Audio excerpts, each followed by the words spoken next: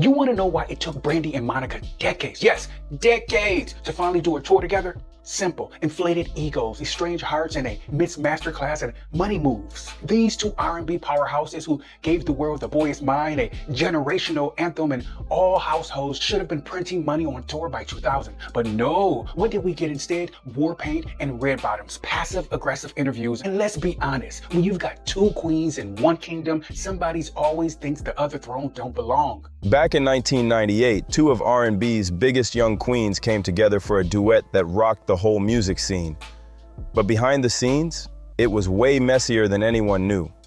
What looked like a chart-topping dream was actually the first chapter in a drama-packed rivalry that dragged on for decades. Ego, image, and deep personal scars kept the fire burning way longer than expected. This is the raw, psychological unraveling of Brandy and Monica, and why it took so long for those wounds to even start healing. And before they ever hit the studio, Brandy and Monica were already caught up in rumors and whispers. Monica told the Los Angeles Times that the industry had already pegged them as enemies, even though they hadn't even officially met. That silent tension, it hung in the air like a storm waiting to pop off. Monica later revealed on the RuPaul show that they finally met in 1998 during the recording of The Boy Is Mine. On the surface, it looked like a perfect collab. Brandy had already laid the foundation for the track as a solo song, but she pushed for Monica to hop on. Monica only said yes after music executive Clive Davis himself gave the go-ahead. But that pause from Monica? Yeah, it was the first sign something wasn't right. Years later, co-producer Dallas Austin dropped a bomb on Vlad TV. He said Brandy thought Monica was too ghetto, while Monica thought Brandy was too bougie. From that point on, the tension was real, and it was only the beginning. Brandy and Monica weren't just two stars. They were standing on opposite ends of the culture.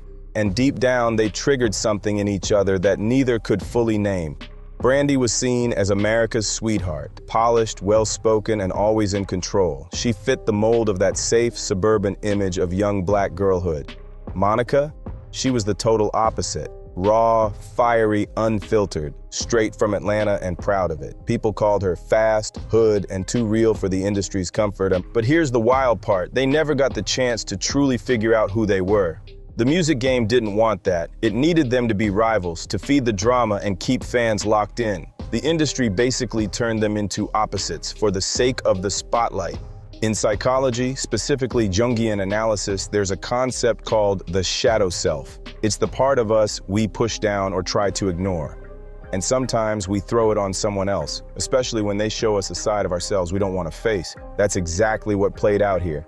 Brandy might have seen Monica's loud honesty and raw truth as a threat to the perfect image she had to protect.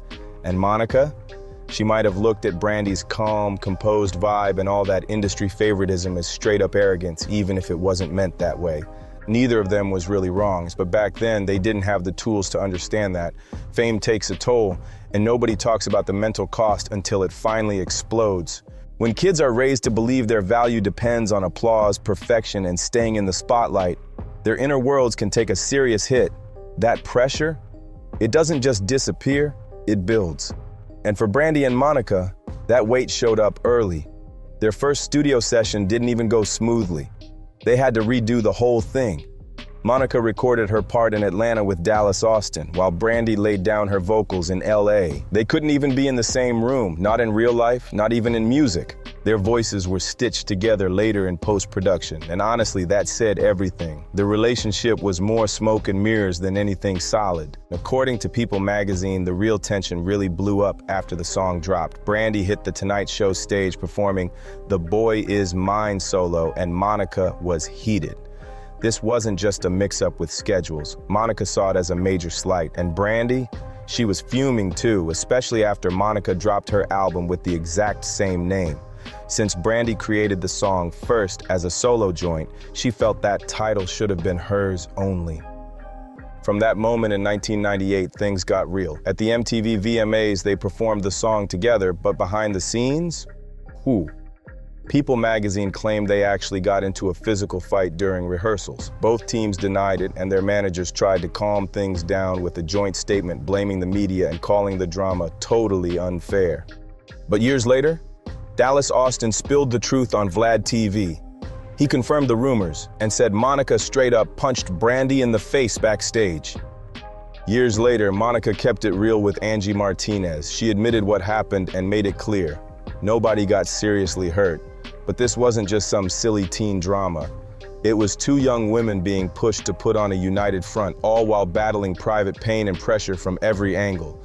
The feud wasn't just about ego. It became the one thing they could control when everything else was being handled for them. By clashing with each other, they were low-key pushing back on the system that was using them for entertainment. And we can't ignore the role the public played. Fans and the media took every little moment, interviews, red carpet looks, even eye contact, and turned it into a headline. Social media didn't even exist yet, but the frenzy was still out of control. Once the drama was stamped into pop culture, it was nearly impossible to erase.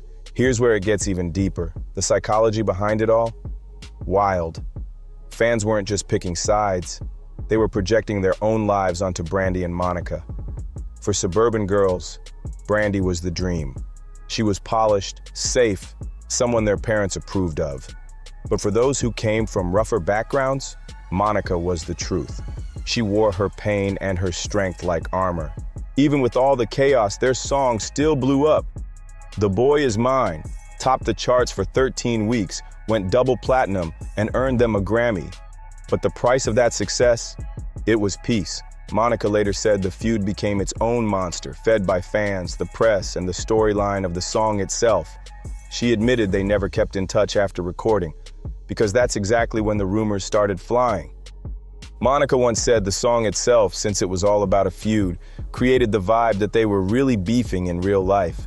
And over time, that energy stuck. Back in 1998, Monica and Brandy's rivalry hit a boiling point, just before their iconic VMA performance of The Boy Is Mine. According to producer Dallas Austin, their tension was so intense, they recorded the song separately. The first time they actually saw each other to do it was, I think it was American Musical or something. And before they could even get to the stage, Monica decked her in the face, popped in the face backstage. Minutes before their VMA performance, Monica punched Brandy backstage. Despite this, they performed flawlessly. What started as a track turned into a tension-filled reality, especially during their teen years. Brandy and Monica eventually drifted apart, each going on to dominate in their own lanes and stack major success. But in 2008, something unexpected happened. They reunited on stage for the 10th anniversary of The Boy Is Mine. Monica told interviewers they had grown up, leveled up, and left the past behind. Brandy agreed, saying the same thing. By 2010, Monica even told Wrap Up TV that the old rivalry was finally behind them, even if some fans were still stuck in the past. She admitted that their very different upbringings, Brandy's suburban polish versus Monica's tougher edge, did cause friction back in the day. But now, as grown women, those differences actually felt like balance. It really seemed like the start of something solid between them. And in 2012, they proved it by teaming up again for a new duet, It All Belongs to Me, a grown-up follow-up to their original hit. Monica said on Sway's Universe that it was an adult record, and Brandy shared that she loved working with someone she truly respects. Sounds sweet, right? But fans peeped the vibes, and they were off. In interviews, Brandy would crack jokes that Monica didn't laugh at. Monica looked like she was holding back more than just words. That peace? It felt shaky. Then in 2016, the So Gone challenge blew up on social media. In case you forgot, that challenge had folks spitting their own freestyles over the beat from Monica's 2003 hit So Gone, and it brought all the attention back to her. When the So Gone challenge went viral, everybody jumped in. Even celebs were dropping their verses for fun.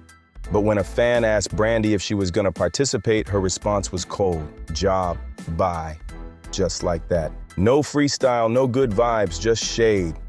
Later, when the Real host asked Monica if Brandy's tweet bothered her, Monica kept it classy. She said no, because she had grown and changed as a person. She even said the moment felt like a test from God, and proudly claimed she passed it. Hallelujah, she added. And despite all the tension, Monica said she'd still be open to working with Brandy again, even though their history has never been smooth.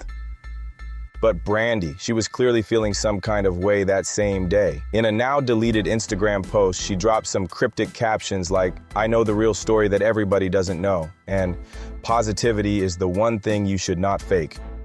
That energy? Heavy. Then somehow the late legend Whitney Houston got pulled into the drama. Monica went on Oprah, "Where Are They Now?" and called Whitney a fairy godmother to many. Some folks took that as shade since Whitney literally played Brandy's fairy godmother in the 1997 Cinderella movie. Brandy clapped back fast. In another deleted Instagram post, she wrote, "Everybody wanted what we have, and I am blessed enough to have been your friend," adding hashtags like fairy goddaughter and fairy godmother. It was emotional and messy. According to People magazine, by August 2017, both Brandy and Monica paid tribute to Whitney on what would have been her 54th birthday. Monica posted about how Whitney's love and spirit still touched hearts and that she'd always be missed. Right after Monica's sweet tribute to Whitney, Brandy came through with a whole collage of throwback pics of her and the icon, plus a long, emotional caption. She poured out her love, writing, "Thank you for trusting me with the torch." But Monica's fans, they weren't feeling it. They accused Brandy of making it all about herself. While Monica kept the focus on Whitney, folks claimed Brandy made it about Brandy, and they weren't quiet about it.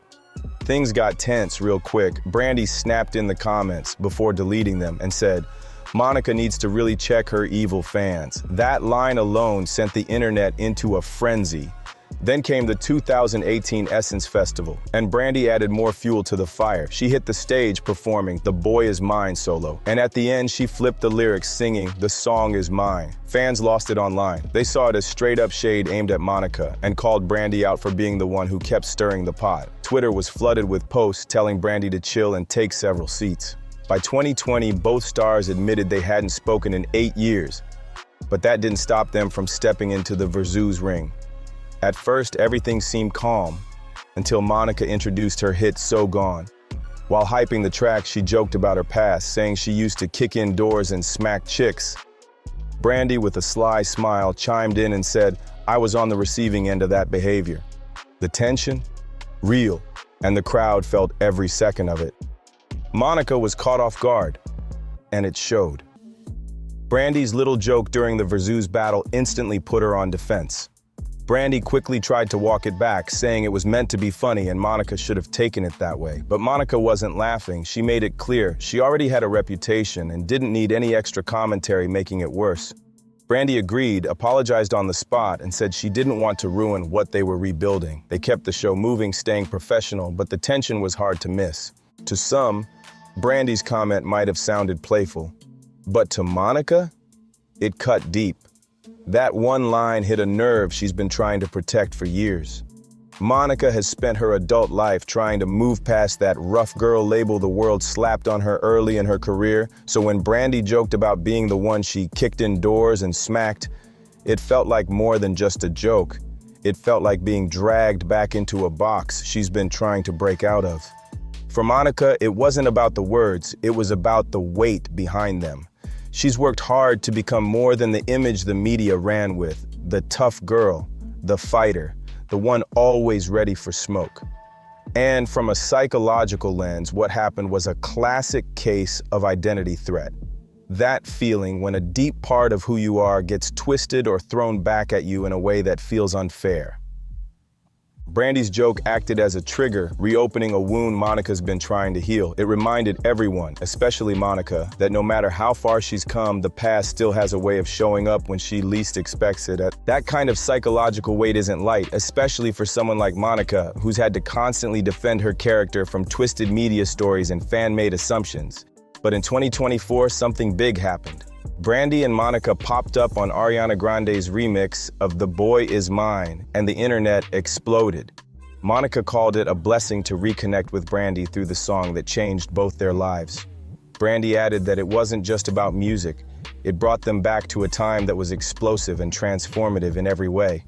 Then came the bombshell. In June 2025, they announced they were finally going on tour together, co-headlining. The tour is called "The Boy Is Mine," and it's dropping exactly 25 years after the song first hit. Joining them on stage, Kelly Rowland, Muni Long, and American Idol winner Jamal Roberts. Brandy said they had been trying to make this tour happen since 1998, but now the timing was finally right. Monica called it a musical marriage that survived the test of time. But let's be real, there's way more going on beneath the surface. stars. This tour isn't just about music, it's the latest chapter in a 25-year emotional tug of war between two women who were never given room to just be themselves without being compared at every turn. Whether this tour becomes a powerful homecoming or another emotional breakdown doesn't come down to talent, they both got that. It depends on emotional strength, keeping egos in check, and choosing not to fall back into the mistakes that haunted their youth. So when Brandy and Monica hit that stage together, they're not just performing a throwback hit. They're stepping into a live, decades-long emotional battlefield, and no amount of throwback vibes or polished interviews can cover that up. What's needed now goes way beyond just being professional. It's about real self-awareness. Brandy and Monica have to recognize when they're reacting from ego, fear, or old wounds that never fully healed. They've got to understand the difference between putting on a show for the crowd and slipping back into roles that no longer serve who they've become. If they truly want this tour to be a win, they might have to keep a little space behind the scenes. They'll need to treat that stage like neutral ground, because now this tour is bigger than both of them. This is their final shot to prove that two black women with a complicated past can rewrite the narrative without erasing it. Brandy and Monica were just young girls when fame hit them like a storm, forced to carry the weight of the spotlight before they even figured out who they were. But if they hold on to that truth and lead with compassion, not just for each other, but for themselves, this tour could be the legacy-defining moment they've both earned. If you've been hooked on this story and want more breakdowns just like it, make sure to like, comment, subscribe, and share this video. We're diving deep into the music, the drama, and everything in between, so don't miss what's coming next.